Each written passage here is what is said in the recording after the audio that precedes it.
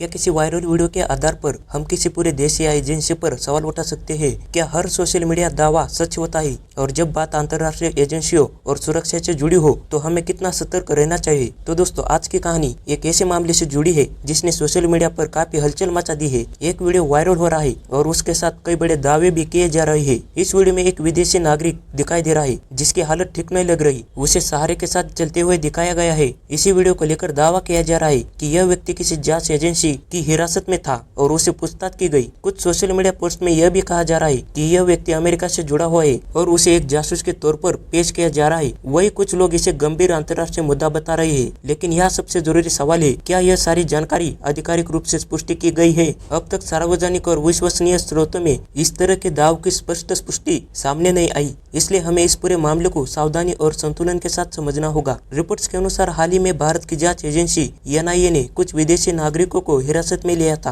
बताया गया कि ये लोग वीजा नियमों के उल्लंघन या संदिग्ध गतिविधि के कारण जांच के दायरे में आए। इनमें कुछ यूक्रेन से जुड़े नागरिकों का जिक्र भी सामने आया है, लेकिन इनके खिलाफ क्या ठोस आरोप है यह पूरी तरह स्पष्ट नहीं है और मामला जाँच के अधीन बताया जा रहा है। अब बात करते हैं उस वायरल वीडियो की। वीडियो में दिख रही स्थिति को लेकर अलग अलग तरह की व्याख्याएं की जा रही है। कुछ लोग इसे सख्त पूछताछ का परिणाम बता रहे हैं तो कुछ इसे स्वास्थ्य से जुड़ी समस्या या थकान का असर मान रहे हैं। लेकिन किसी भी निष्कर्ष पर पहुंचने से पहले यह समझना जरूरी है कि किसी भी व्यक्ति को जासूस कहना एक गंभीर आरोप होता है और यह तभी साबित होता है जब अदालत में सबूतों के आधार पर फैसला दिया जाए। अब इस पूरे मामले में एक और दावा सामने आया है कि अमेरिका की खुफिया सेंट्रल एजेंसी ने इस पर नाराजगी जताई है। हालांकि इस तरह के बयानों को भी आधिकारिक पुष्टि जरूरी होती है। जब तक किसी सरकार या एजेंसी की ओर से सार्वजनिक और प्रामाणिक बयान सामने न आए तब तक इन्हें सिर्फ दावे के तौर पर ही देखना जाना चाहिए, क्योंकि अंतर्राष्ट्रीय संबंध बहुत संवेदनशील होते हैं। अगर किसी देश का नागरिक दूसरे देश में हिरासत में होता है तो आमतौर पर एक तय प्रक्रिया अपनाई जाती है जिसमें उस देश के दूतावास की जानकारी दी जाती है, कानूनी सहायता उपलब्ध कराई जाती है और पूरे मामले को कानून के तहत आगे बढ़ाया जाता है। भारत में भी यही प्रक्रिया लागू होती है। अगर कोई विदेशी नागरिक किसी नियम का उल्लंघन करता है या संदिग्ध गतिविधियों में शामिल पाया जाता है तो उसे हिरासत में लिया जा सकता है, लेकिन उसके बाद की पूरी कार्रवाई न्यायिक प्रक्रिया के तहत होती है। इस केस में भी यही बताया जा रहा है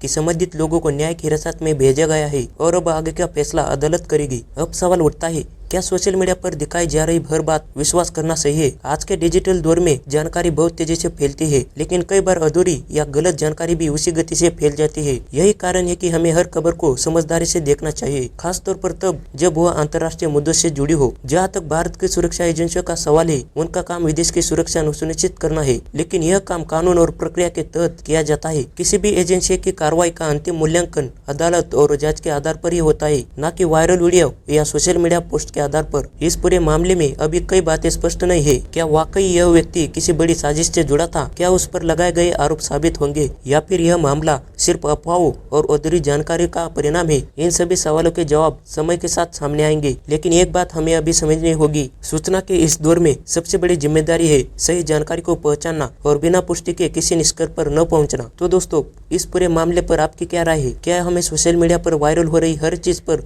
तुरंत विश्वास कर लेना चाहिए या फिर हमें आधिकारिक जानकारी का इंतजार करना चाहिए? नीचे कमेंट करके अपनी राय जरूर बताइए। जय हिंद।